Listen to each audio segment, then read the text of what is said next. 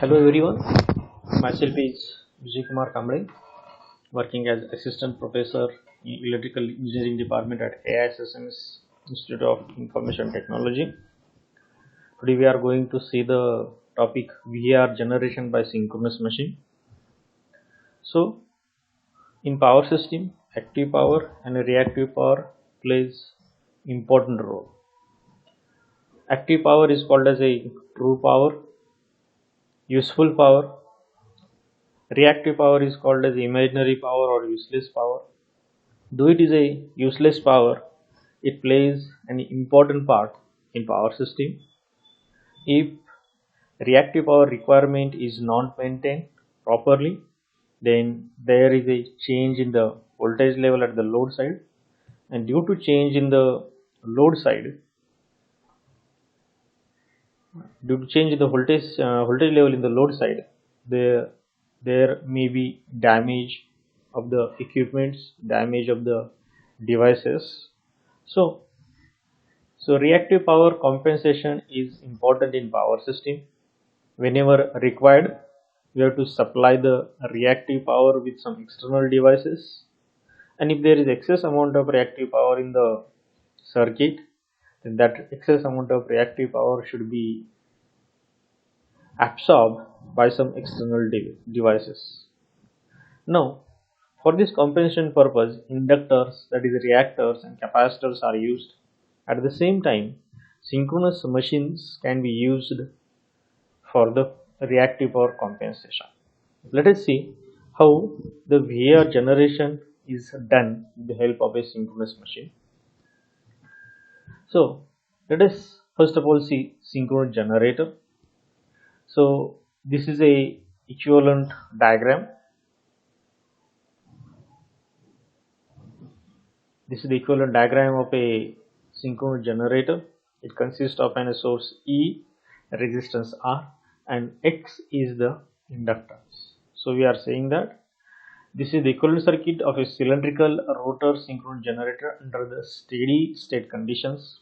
E is the induced EMF, R is the armature winding resistance, and XS is the synchronous reactance per phase, and I is the current per phase. If you draw the vector diagram like this, the first diagram A is for lagging power factor and second diagram is for the leading power factor.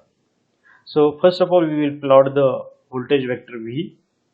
Then as this current lag the voltage V, so this will be the current is lagging the voltage V by an angle theta. The drop across the resistance, that drop will be IR. This drop will be parallel with this I. So this drop is plotted parallel with this I. The drop across the reactance is I into XS. It will be perpendicular with the drop across this R. So it is drawn perpendicular with this IR, and the resultant of V, IR and I into XS will be the induced EMF E. This is the induced EMF E. So here it is seen that induced EMF E is greater than the voltage V, and the angle between voltage V and E is delta. This is the vector diagram for a leading power factor. So first of all, we will plot the vector V, then plot the current vector I. Here I leads the voltage V. This vector is the voltage V. I leads the voltage V by an angle theta. Then we will plot the drop IR.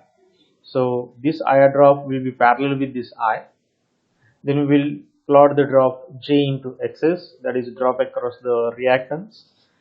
This drop will be perpendicular to the IR drop, as this is the inductance and this is the resistance. Both will be perpendicular to each other. So Xi into XS will be perpendicular to IR. So it is plotted perpendicular with this IR. And the resultant of V, IR and I into XS will be the E. The whole angle between E and the V is the delta. So these are the two vector diagrams. From this vector diagram, it is seen that this voltage induced EMF E is somewhat lesser than the voltage V.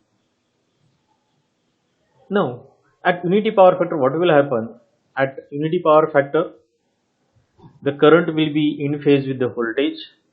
So, generator is delivering only active power, because when we are saying unity power factor, the angle will be the 0. So, the active power is given by VI cos phi and reactive power is given by VI sin phi. If it is a three-phase circuit, it will be 3 VI sin phi, 3 VI cos phi. So, if cos phi is 0, that is power factor is unity, cos phi will be 0, cos phi will be unity and phi will be 0. So, phi 0 means cos phi will be the 1. So, it will deliver only the active power, because sin 0 is going to become 0. So at unity power factor, the generator is delivering only active power and it is not delivering any reactive power. So at power factor other than the unity, the alternator is delivering active power as well as the reactive power. That is, only at the unity power factor it will deliver only active power and zero reactive power. Other than the unity power factor, whatever may be the power factor, it is going to deliver active power as well as the reactive power. So, as the power factor departs from more from unity, the amount of active power goes on decreasing and the amount of reactive power goes on increasing. As you know, power factor differs from 0 means the angle will go on changing from 0 to 90 degree. At 0 degree you are getting the maximum power factor, that is unity power factor, and at the 90 degree you are getting the zero power factor. So as the angle departs from 0 to 90 degree, the value of the cos phi will goes on decreasing. At the same time, the value of the sin phi will go on increasing. So the active power will go on decreasing and the reactive power will go on increasing. So as the reactive power goes on increasing, we can say that this is the source of the VAR supply. So an alternator is called as a big source of VAR supply. So, but whenever it is used as a source, we must know that the whenever reactive power goes on increasing, the active power goes on decreasing. So it must be remembered that as the VAR's output of the alternator increases, the MW output decreases. MW output decreases means the output or active power output, that is active power, will go on decreasing. So decrease in the active power means you require more number of generators for the production of active power, which will supply the active power to the load, that is according to the demand of the consumers. So you require more number of generators to produce the active power, to produce the real power, to supply the reactive power to the consumers.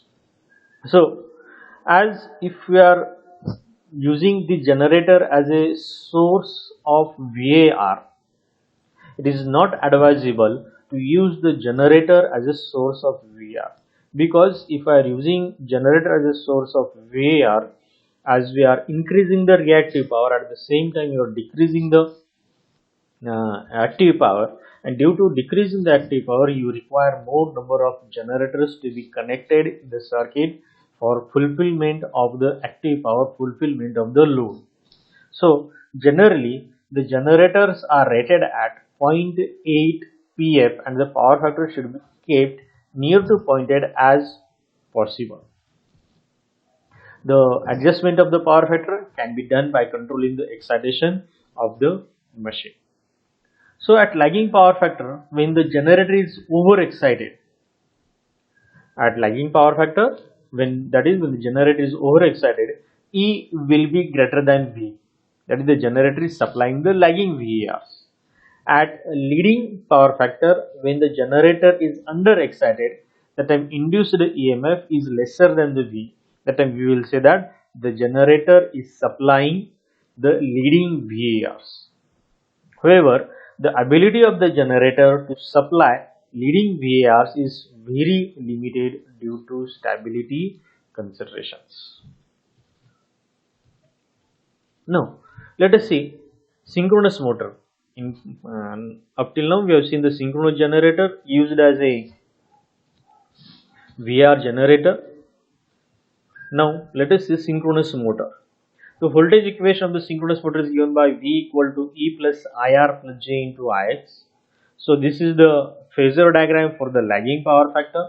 This is the phasor diagram for the leading power factor. Both these diagrams are same as the previous diagram.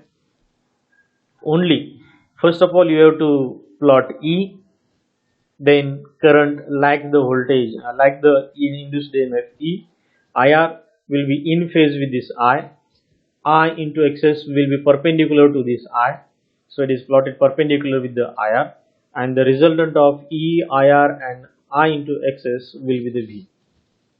So this will be the induced EMF and this will be the voltage which is applied to the motor. Here also current leads the induced EMF E. I into R will be in phase with the I into XS will be perpendicular with the I, and resultant of E, IR, J into IX will be the voltage V. So when the motor is under excited, that is power factor is lagging, the motor absorbs the lagging VR from the mains and delivers the leading VR. That is when the motor is under excited. Under excited means E is lesser than the V. E is lesser than the V. That time power factor is lagging. Power factor, we are saying power factor is a lagging, that is current lag the voltage by some angle. That time the motor absorbs the lagging VARs. So it is absorbing the lagging VARs, lagging reactive power from the mains supply, and it delivers the leading VARs. When the motor is overexcited, that is induced EMF is greater than the V, the power factor will be the leading. Power factor leading means current is leading the voltage, and the motor absorbs the leading VAR from the mains and it delivers the lagging VARs. So synchronous motor can be made to deliver a lagging or leading VARs to the system as per the system requirements, and this can be easily controlled by the excitation. That is, synchronous machines without any load put on the machine that can be used to produce or to deliver the lagging or leading VARs, that is lagging reactive power or leading reactive power to the system as per the requirement of the system. And this can be easily done, that is this can be done with the change in the excitation, or we can say controlling the excitation. If I control the excitation, the reactive power generation or reactive power delivered, reactive power requirements, it will be a lagging reactive power or it will be a leading reactive power. So synchronous motors which do not supply any mechanical load, that is the synchronous machines which are used for the VR generation, that is the reactive power generation, these synchronous motors are run at no load. So the synchronous motors which do not supply any mechanical load are used to supply the VARs. So this without mechanical load, the motors which are run and they are used for supply the VARs, that synchronous motors are called as synchronous condensers. That synchronous motors are called as synchronous condensers. So we will say that synchronous condensers are able to supply or able to absorb the reactive power at any time according to the load conditions, according to the system requirement, and this can be done with the change in the excitation or controlling the excitation of the motor. Thank you.